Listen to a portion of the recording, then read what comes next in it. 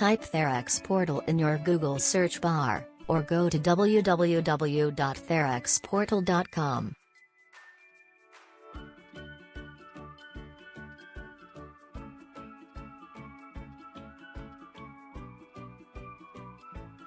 Click the middle blue button that says Login. Log in as a therapist.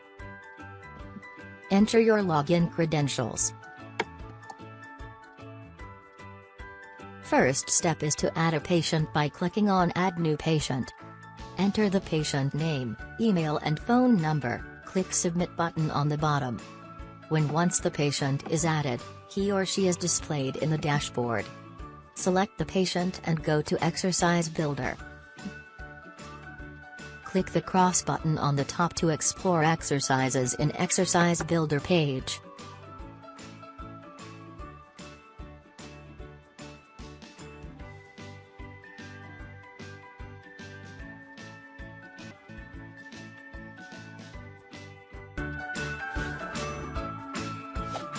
Therex Portal.